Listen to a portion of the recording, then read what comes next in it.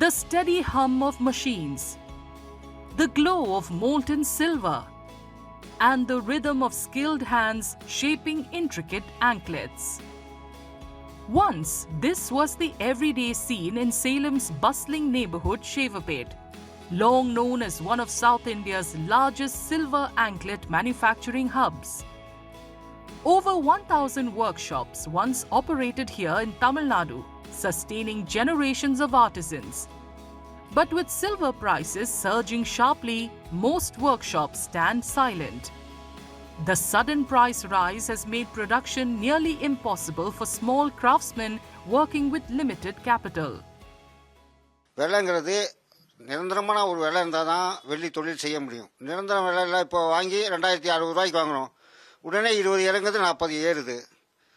இப்படி இருந்தால் வெள்ளி தொழில் எப்படி செய்ய முடியும்? நம்பி எப்படி முதலாளிங்க வாங்குவாங்க? அதோடு அந்த வெள்ளி 10 கிராம் விற்று சாப்பிட்டுட்டு இருக்கலாம்.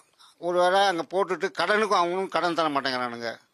அங்கே வாங்கிட்டு போகிறவங்க ஊர்லலாம் என்ன பண்ணாங்க, அன்னைக்கு என்ன ரேட் இருந்தது, 70,000 ரூபா, அந்த 70,000 தான் தர முடியும்ங்கிறாங்க. அப்படி இருக்கும்போது எப்படி தொழில் செய்ய முடியும்?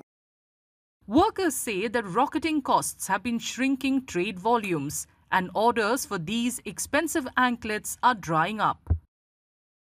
இப்போ இன்னெல்லாம் 10 கிலோ 20 கிலோ 50 கிலோ எங்கள் முதலாளிகள் 50 கிலோ முன்னாடி வாங்கிட்டு இருந்தாங்க ஆர்டர். இப்போ 2 கிலோ வாங்குறது பெரிய சிரமம். 2 கிலோ ஆர்டரே வரதில்லை. 2 கிலோ ஆர்டர்னால இப்போ கிட்டத்தட்ட போட்டிங்கன்னா வச்சுக்கலாம் 6 லட்ச ரூபா அதுக்கு இன்வெஸ்ட்மெண்ட்டு. ஒரு கொலுசு செய்யணும்னா குறைஞ்சது 13 நபர்கள் சம்மந்தப்பட்டு தான். ஃபஸ்ட்டு உருக்கிற கடைக்காரங்க, கம்மி மிஷினு, டச்சு கடை, கெட்டிப்பூ, குஷ்பு செய்கிறவங்க, லூஸ் செய்கிறவங்க, கை மெருக்கு போடுறவங்க, மிஷின் மெருக்கு போடுறவங்க, கலர் வைக்கிறவங்க, இவங்க எல்லாம் போய் தான் கடைசியாக நூல் கட்டி முதலாளிட்ட கொடுத்தா முதலாளி கொண்டு போய் போடுவார்.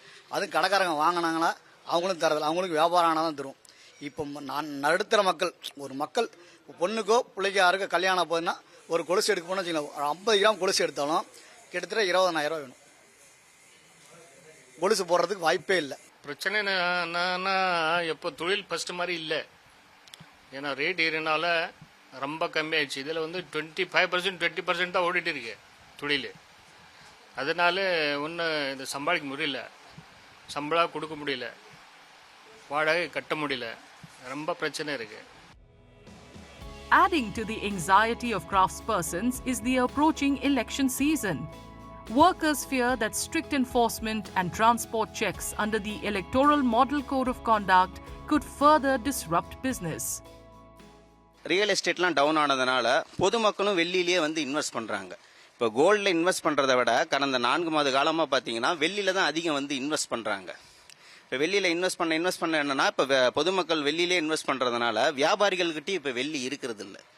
அதுதான் காரணம். இன்னும் வந்து இதிலிருந்து மீண்டு வர முடியல. இப்போ சொல்ல போனால் 2 வாரத்தில் வந்து எலெக்ஷன் டேட் அனௌன்ஸ் பண்ணிட்டாங்க அப்படின்னா, எலெக்ஷன் ரிசல்ட் வர வரைக்கும் அடுத்த 6 மாதத்துக்கு இதை எங்கேயுமே பண்ண முடியாது. கஷ்டம், இன்னும் வந்து ரொம்ப சிரமமான சூழ்நிலையாக தான் இருக்கும். With their incomes collapsing, a large number of silver workers have abandoned the trade. Many have taken up other means of livelihood and some have migrated in search of jobs. Workers are now appealing for urgent government intervention before Tamil Nadu's traditional silver industry fades.